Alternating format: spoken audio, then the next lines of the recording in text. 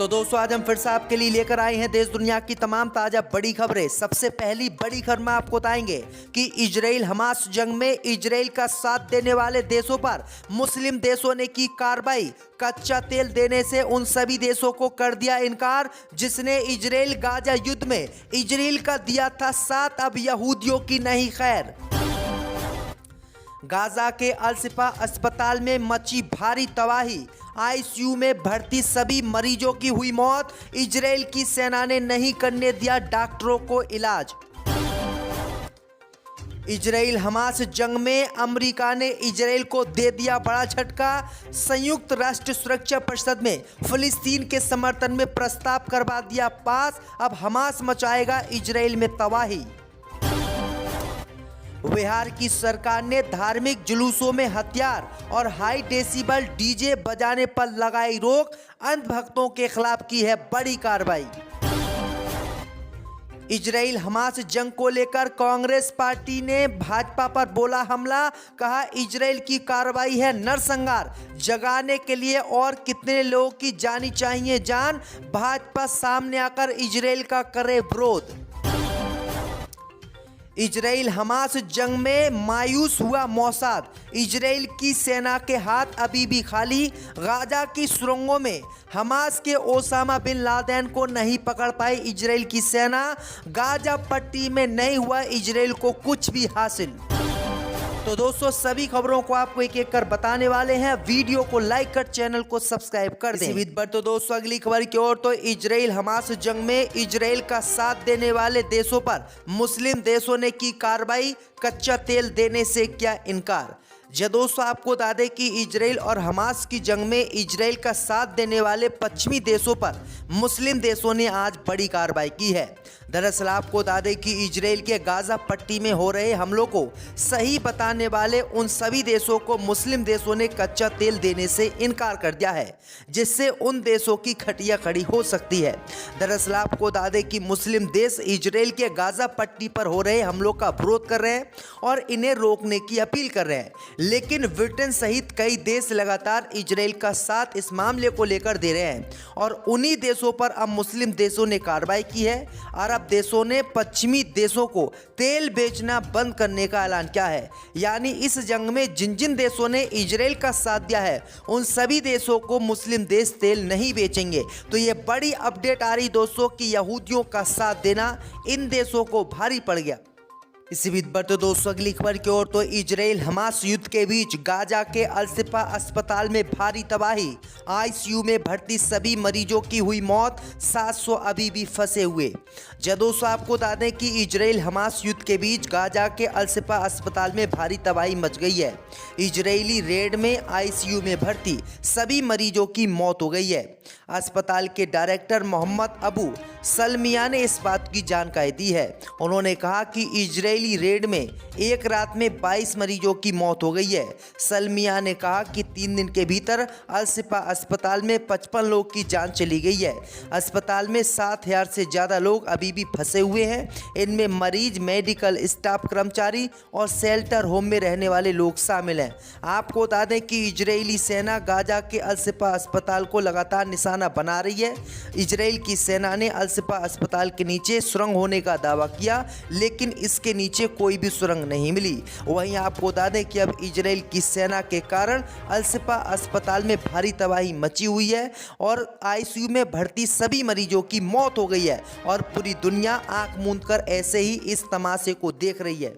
इसी बीच पर तो दोस्तों अगली खबर की ओर तो इजराइल हमास के जंग में अमेरिका ने इजराइल को दिया झटका। अब हमास मार लेगा बाजी। दोस्तों आपको बता दें कि इजराइल और हमास के बीच चल रही जंग में अमेरिका ने इजराइल को आज बड़ा झटका दे दिया।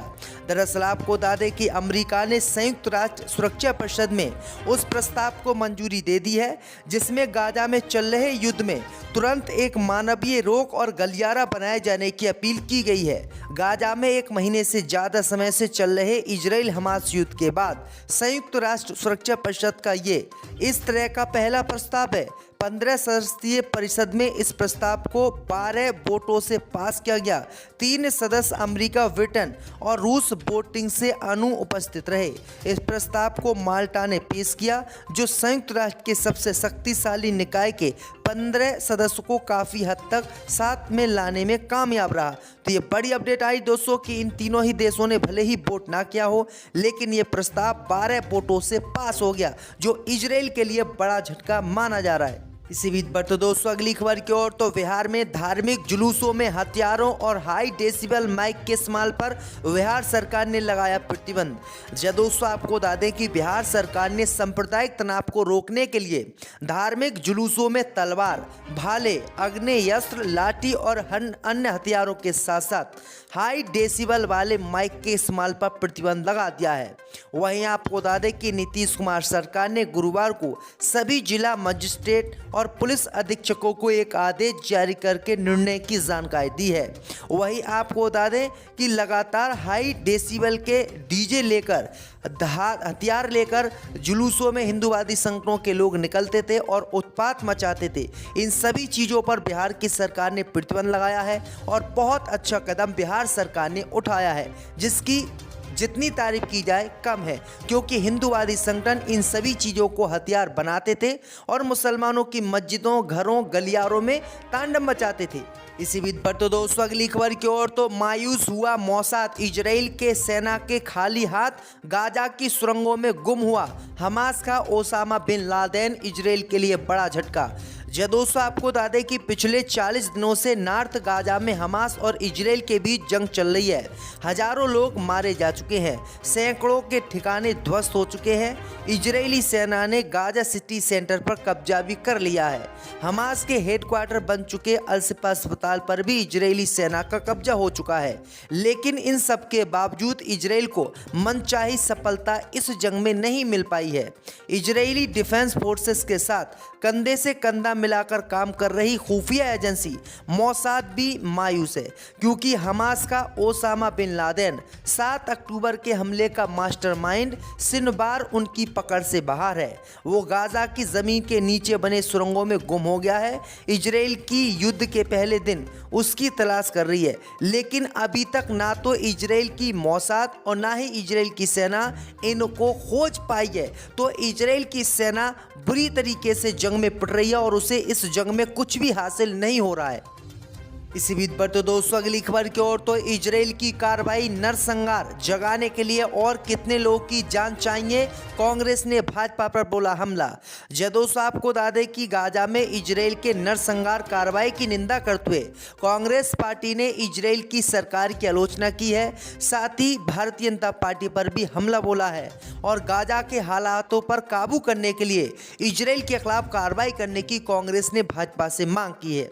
दरअसल आपको बता दें कि इजराइल की सेना लगातार गाजा पट्टी के लोगों को निशाना बना रही है, जिससे वहां पर नरसंहार जैसी स्थिति बनी हुई है। कांग्रेस पार्टी ने इसी मामले को लेकर आज भाजपा पर हमला बोला। कांग्रेस पार्टी ने कहा कि इजराइल जो भी कार्रवाई गाजा पट्टी में कर रहा है वो नरसंहार से कम नहीं है और जगाने के लिए कितने लोगों की और जान जानी चाहिए। कांग्रेस पार्टी ने कहा कि भाजपा तत्काल इजराइल के खिलाफ कार्रवाई करे और प्रधानमंत्री मोदी गाजा के लोगों के लिए मदद पहुंचाएं। तो ये बड़ी अपडेट आई दोस्तों कि कांग्रेस पार्टी खुलकर जो है फिलिस्तीनियों के साथ उतर आई है। इसी बीच बढ़ते दोस्तों अगली खबर की ओर। तो अब साउथ गाजा के खान यूनिस पर इजराइल की सेना ने की एयर स्ट्राइक, नागरिकों को इलाका खाली करने का दिया अलर्ट। दोस्तों आपको बता दें कि इजराइल की सेना ने अब नॉर्थ गाजा के बाद साउथ गाजा में भी ग्राउंड ऑपरेशन शुरू करने के संकेत दिए हैं। इजराइल की सेना ने फिलिस्तीनी मुसलमानों से दक्षिणी गाजा को खाली करने का आदेश दिया है। इसके लिए इजराइल की सेना ने खान यूनिस समेत 4 कस्बों में पर्ची गिराई हैं। इजरायली सेना ने शुक्रवार को खान यूनिस में एयर स्ट्राइक भी शुरू कर दी है। वहीं आपको बता दें कि इससे पहले नॉर्थ गाजा में हमास को लेकर इजराइल ने जगह खाली करने के लिए कहा था और अब साउथ में गाजा में लोगों को जगह खाली करने के लिए कहा है। अब ये लोग कहाँ जाएं, क्योंकि हर तरफ तो इजराइल बम बरसा रहा है और इन्हीं बम्बों के बीच आखिरकार ये लोग कहाँ जाएं, मर जाएं, क्या करें। तो ये बड़ी अपडेट आई दोस्तों। कोई भी देश इनका साथ देने के लिए तैयार नहीं है। जो मुस्लिम देश हैं वो भी कुछ नहीं कह पा रहे हैं। इसी बीच पर तो दोस्तों अगली खबर की ओर, तो नेतन्याहू के सामने हमास से बड़ी चुनौती, नहीं बचा पाएगी नेतन्याहू की कुर्सी, जीत कर भी हार जाएंगे इजराइल के पीएम।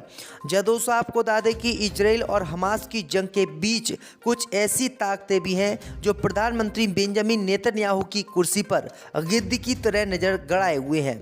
उन्होंने नेतन्याहू को घेरने और सत्ता से बेदखल करने के लिए पूरी किलेबंदी कर ली है। इजराइल के प्रधानमंत्री को इस समय जितना खतरा हमास के लड़ाकों से है या फिर शिया संगठन हिजबुल्लाह से है, उससे कहीं ज़्यादा खतरा अपने देश के अंदर बैठे लोगों से है। हमास से जारी जंग के बीच इजराइल के पूर्व प्रधानमंत्री यायर लैपिड ने बेंजामिन नेतन्याहू से इस्तीफे की मांग की है। उन्होंने देश में एक अलग प्रधानमंत्री के नेतृत्व में नई सरकार के गठन की अपील तक कर डाली है। यही नहीं, नेतन्याहू को सत्ता से हटाने के लिए संसद में अविश्वास प्रस्ताव लाने तक की कोशिश तेज कर दी गई है। तो अब बड़ी अपडेट आई दोस्तों कि हमास से जंग लड़के इजराइल के प्रधानमंत्री नेतन्याहू का करियर बर्बाद हो गया। अब ये जीवन में कभी प्रधानमंत्री भी नहीं बन पाएंगे।